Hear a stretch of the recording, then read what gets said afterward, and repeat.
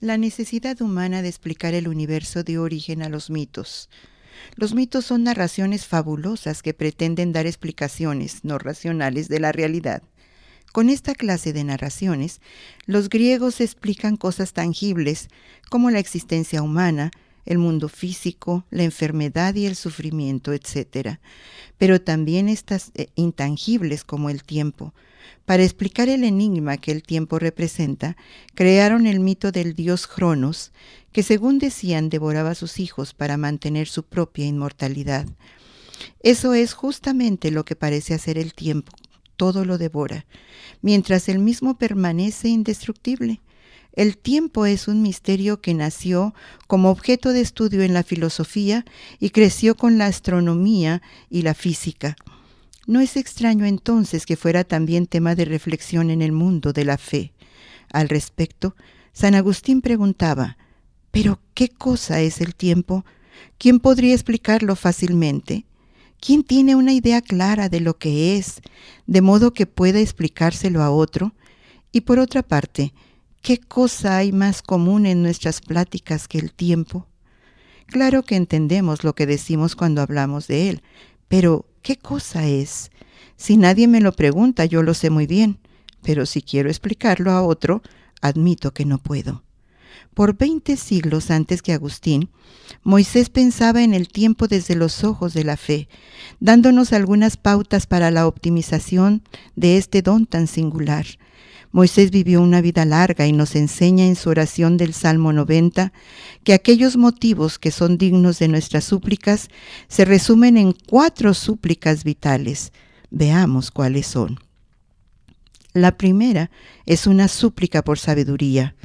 Agustín de Hipona preguntaba: ¿qué cosa es el tiempo? Pero la Biblia y la experiencia nos enseñan que más importante que saber lo que es entender para qué sirve. No es necesario entender cómo funciona un reloj para usarlo, ni necesitamos ser expertos en metrología para entender que uno de los bienes no renovables que el Señor nos da es precisamente el tiempo. Como claramente hemos visto en este año, la vida humana es fugaz, y si como la Biblia enseña tiene propósitos que trascienden los horizontes humanos, es claro que necesitamos sabiduría para vivir de acuerdo a esos propósitos. Según los estudiosos, el contexto del Salmo 90 fue el episodio descrito en Números capítulo 14, texto que narra la crisis que suscitó el informe que rindieron los espías enviados a la tierra de Canaán. Dicho informe no solo produjo una crisis de fe, produjo una crisis de autoridad, una verdadera rebelión contra Dios. El pueblo se quejó de Moisés y de Aarón, amenazó con apedrear a Josué y a Caleb, se confabuló para elegir un cabecilla que los regresara al vasallaje y acusó a Dios de crueldad y debilidad, al echarlos al desierto para caer a espada.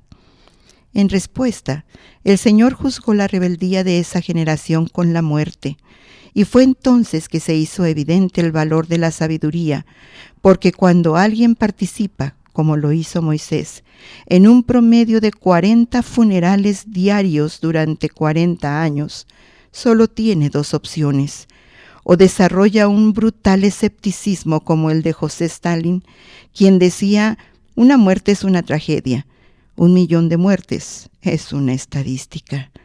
O bien concluye que los designios de Dios para la vida humana demandan de sabiduría. ¿Pero qué cosa es la sabiduría? ¿Cuál es su lugar en la vida cristiana? Una definición muy general nos diría que sabiduría es toda habilidad extraordinaria, pero es evidente que esta definición sigue siendo insuficiente. A la luz de la Biblia, la sabiduría tiene una esencia relacional, abarca el espectro de nuestros vínculos con Dios, con nosotros mismos y con el prójimo, y aún con las cosas. Pero para entender los grandes conceptos de la Biblia, siempre será verlo mejor desde la vida de sus personajes, que limitamos a definiciones o etimologías. En cambio, en los hombres de la Biblia, como sabemos, el más reputado como sabio fue Salomón, y él nos enseña 6 cualidades que encarnan la sabiduría. La primera capacidad para ser sabios es establecer prioridades. En Primero de Reyes 2, del 6 a 9, vemos cómo el reinado de Salomón principió bajo la sombra de poderosos líderes que amenazaban su futuro. Entre ellos estaba Joab, el todopoderoso jefe del ejército. Para Salomón era prioritario asegurar la estabilidad del reino, así que ajustició a Joab por sus crímenes. Esta dimensión de la sabiduría significa que la Iglesia debe aprender a pelear por lo que vale la pena. No se trata de matar al discordante, por tentador que nos resulte a veces. Debemos mantener nuestras manos lejos del cuello del hermano, pero cuando la unidad y la identidad de la misión de la Iglesia están en riesgo, es necesario actuar con determinación bajo la dirección del Espíritu Santo y a la luz de la palabra de Dios. La segunda cualidad que debemos buscar es discernimiento moral. En Primero de Reyes, capítulo 3, versículo 9, Salomón suplicó al Señor: «Da pues a tu siervo un corazón entendido para juzgar a tu pueblo y para discernir entre lo bueno y lo malo». El discernimiento que Salomón necesitaba tenía que ver con hacer lo correcto. Pero la vocación de la Iglesia no nos exige distinguir únicamente entre lo bueno y lo malo. Nos demanda discernir entre lo bueno y lo divino. ¿Y cuántas veces lo divino contradice nuestra lógica, nuestras prácticas y aquello a lo que llamamos sentido común?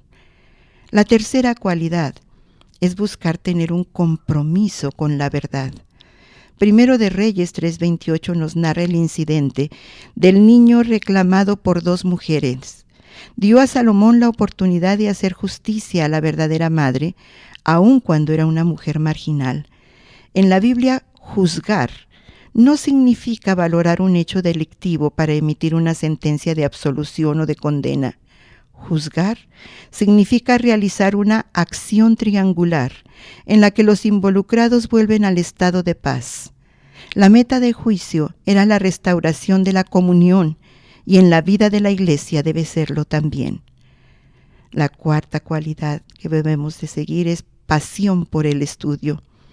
En Primero de Reyes 5:9, Salomón nos dice que fue un hombre de una erudición enciclopédica. Compuso 3,000 proverbios y 5,000 cantos. Realizó estudios de zoología y botánica. Disertó sobre la vida humana y sus propósitos y escribió 3 libros de la Biblia. Una iglesia madura es aquella que ha trascendido los rudimentos de la fe para profundizar en la verdad de Dios. Pero el fin del conocimiento es la conducta.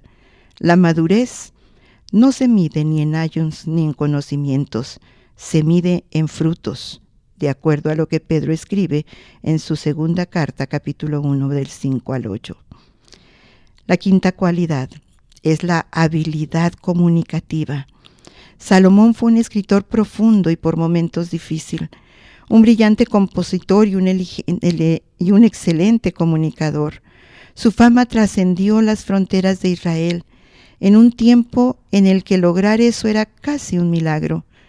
Obviamente, no todo cristiano es llamado a ser un buen orador o un escritor brillante, pero sí un buen comunicador. El mensaje cristiano debe ser presentado de forma que sea relevante y pertinente, pero la Iglesia solo es distribuidora de la verdad. No le corresponde editarla, mucho menos delimitarla o establecerla. Ha sido llamada simplemente para darla a conocer. También nos pide que tengamos visión de reino. Primero de Reyes 5:7 nos enseña que esta habilidad radica en la prosecución de metas superiores.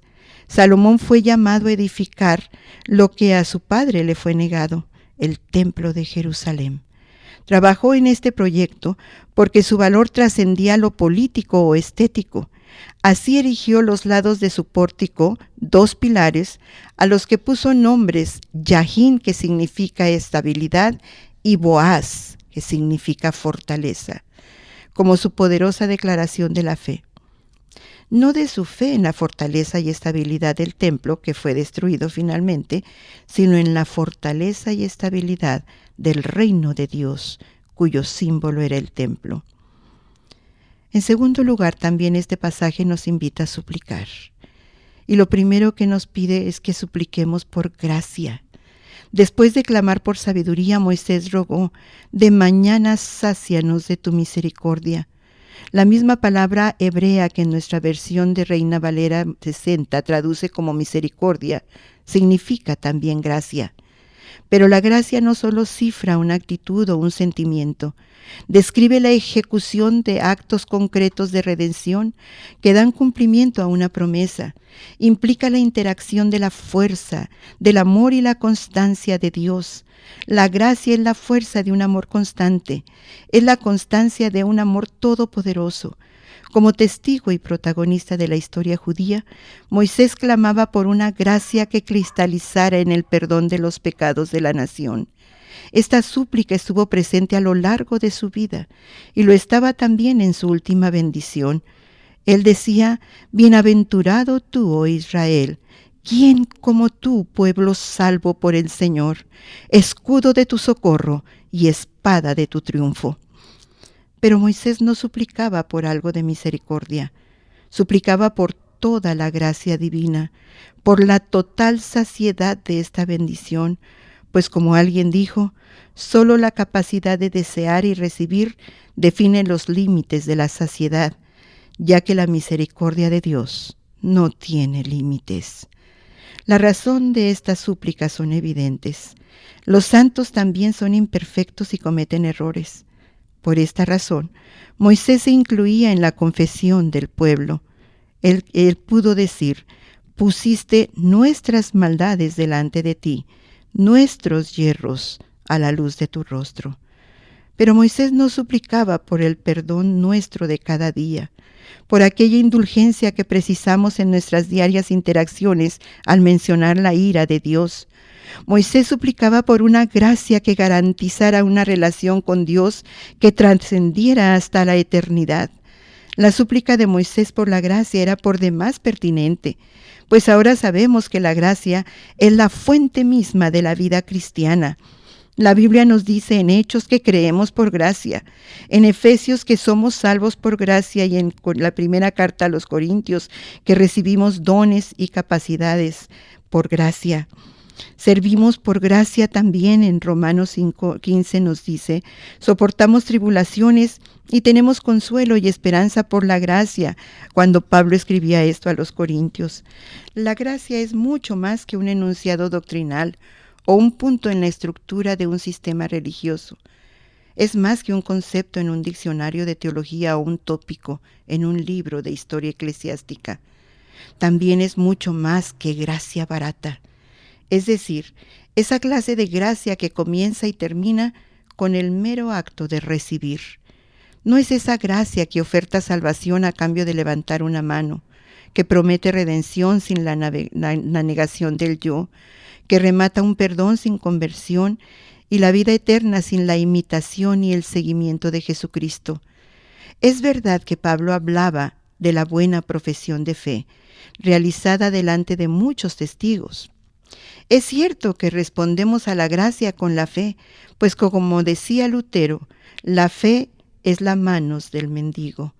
Pero esa fe no se limita a un mero asentimiento intelectual. Cuesta mucho más que eso. Es el tesoro oculto en el campo por el que el hombre vende todo lo que tiene. Es la perla de gran precio por la que el mercader entrega todos sus bienes. Es el reino de Cristo por el que el hombre se arranca el ojo que le escandaliza. Es el llamado de Jesucristo que hace que el discípulo abandone sus redes y lo siga. La gracia cara es el evangelio que hemos de buscar siempre. Son los dones que hemos de pedir. Es la puerta a la que se llama. Es cara porque llama al seguimiento. Es cara porque le cuesta al hombre la vida. Es gracia porque le regala la vida. Es cara porque condena el pecado. Es gracia porque justifica al pecador. Pero sobre todo, la gracia es cara porque le ha costado cara a Dios.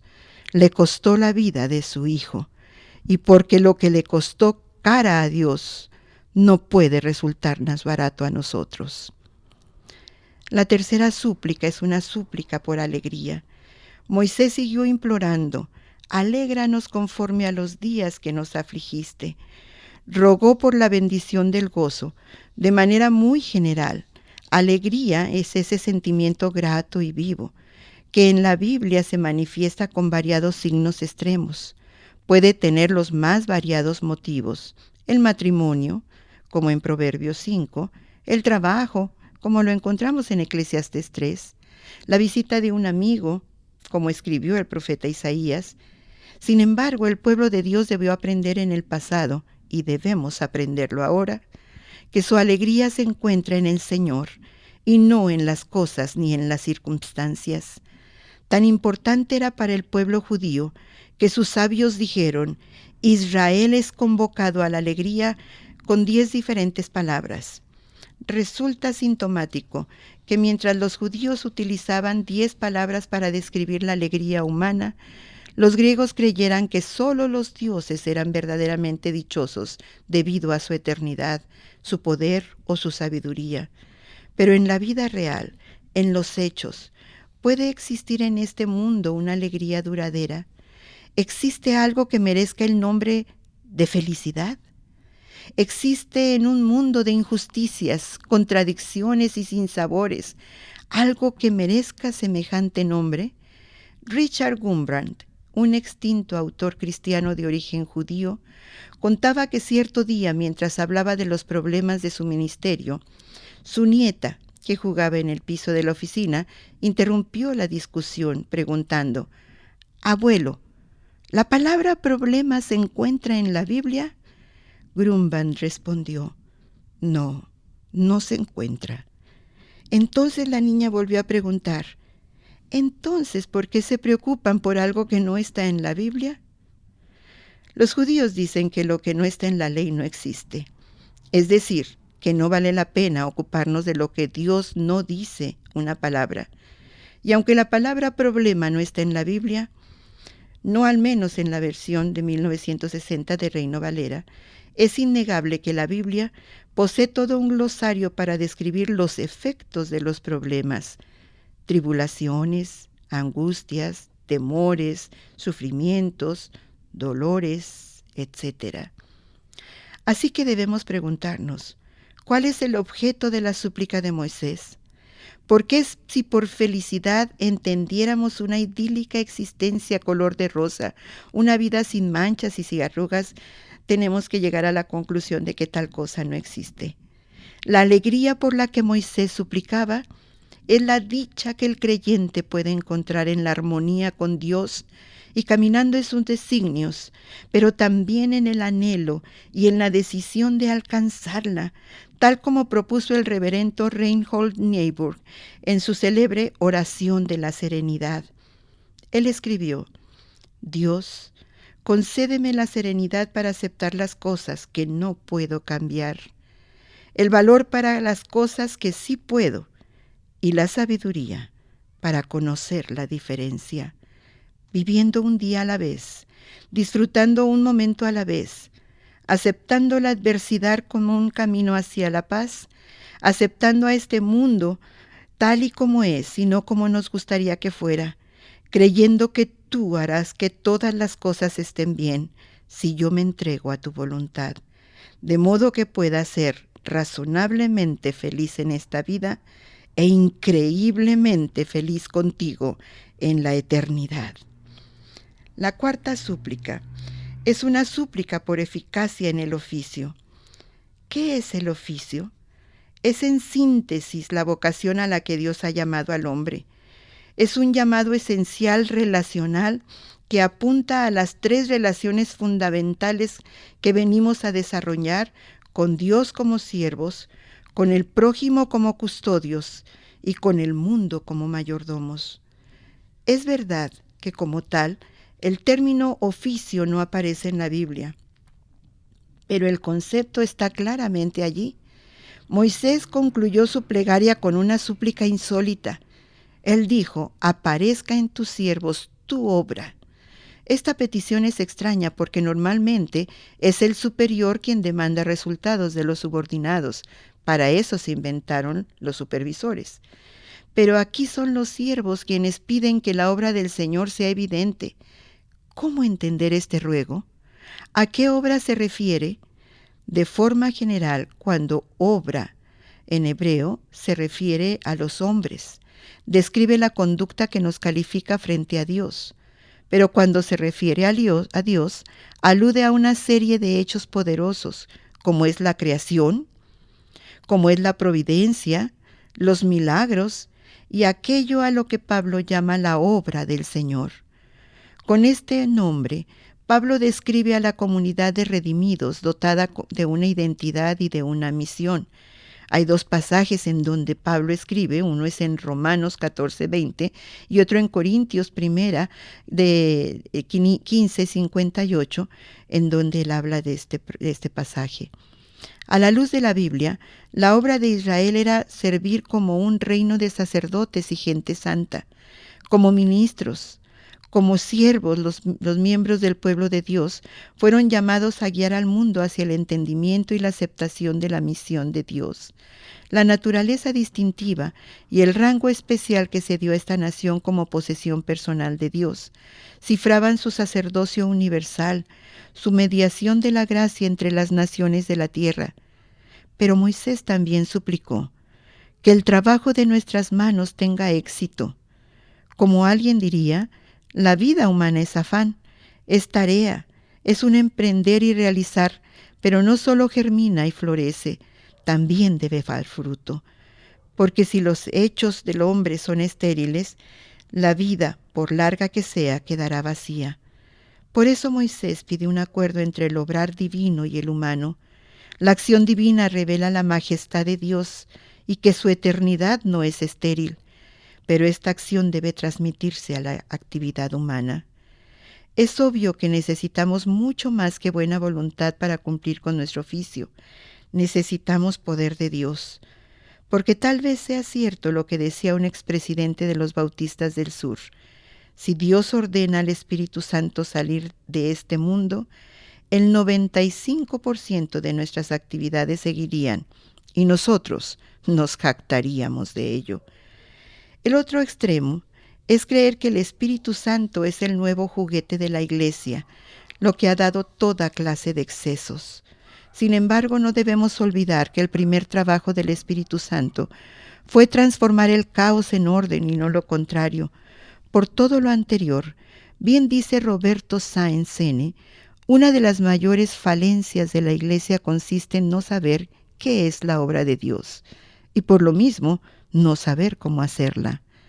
Se ha llenado de estrategias, utilizando las técnicas de ventas que emplean las empresas del mundo y cree que eso es hacer la obra de Dios. Lo primero es tener claro la naturaleza y el contenido de la obra antes de emplear métodos. De lo contrario, se darán palos de ciego. Pablo definía su función apostólica como quien anuncia, amonesta y enseña en toda sabiduría para presentar perfecto en Cristo a todo hombre. También le dice a los corintios, os celo con celo de Dios, pues os he desposado con un solo esposo para presentaros como una virgen pura a Cristo. Los santos de la congregación se ven perfectos en Cristo. Se ve a sí mismo la Iglesia como una virgen pura para Cristo, despojada de todos sus otros amores para ser solo de Cristo. ¿O será que estamos tratando de compartir las enseñanzas de Cristo en vez de compartir a Cristo mismo? ¿Será que la obra la están tratando de hacer unos cuantos especialistas en las cosas de Dios? ¿Será que estamos empleando técnicas que dan resultados en cuanto a números, pero a la hora de buscar el fruto solo hay hojas? ¿Será que el crecimiento tiene kilómetros hacia los lados, pero con tan solo 1 centímetro de profundidad? ¿Será que nuestra predicación posee tal variedad de temas que Cristo ya no es el centro de la palabra? En conclusión, la oración de Moisés surgió de la profunda crisis que produjo el incidente descrito en el capítulo 14 del libro de Números. Crisis que amenazaba la existencia de la nación hebrea.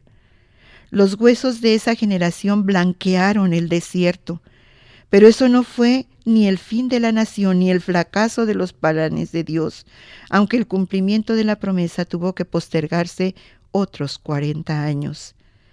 Se levantó entonces una nueva generación, no muy diferente, por cierto, a la anterior. Por sí misma, una nueva generación no es garantía de nada. Con los mismos valores puede ser tan solo más de lo mismo. Pero al acercarse a las puertas de la tierra prometida, ocurrió lo impensable. Ocurrió una auténtica catástrofe. El rebaño se quedó sin pastor.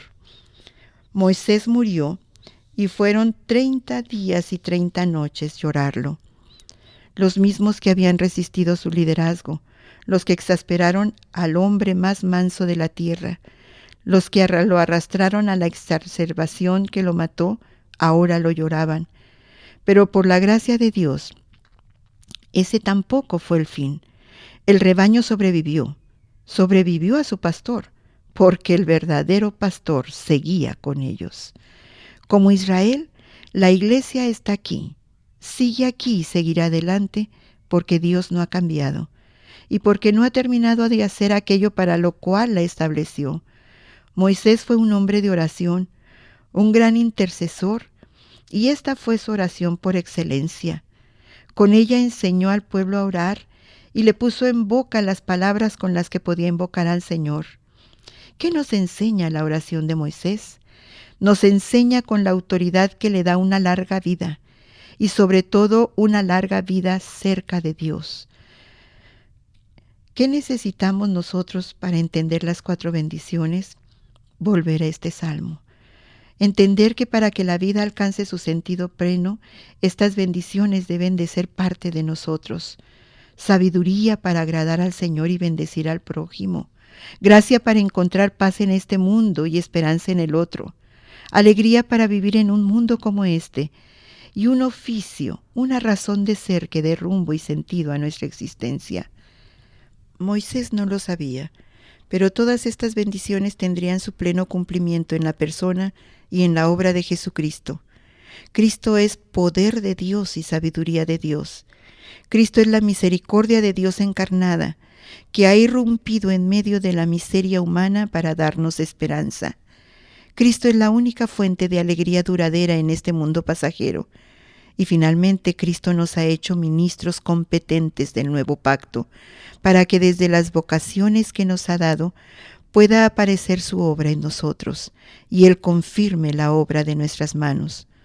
Por todo lo anterior, seguramente el mejor epílogo a este salmo se encuentra en las palabras de Carlos Spurgeon, cuando escribe: «Nosotros entramos y salimos, llegamos y nos marchamos, pero el Señor permanece.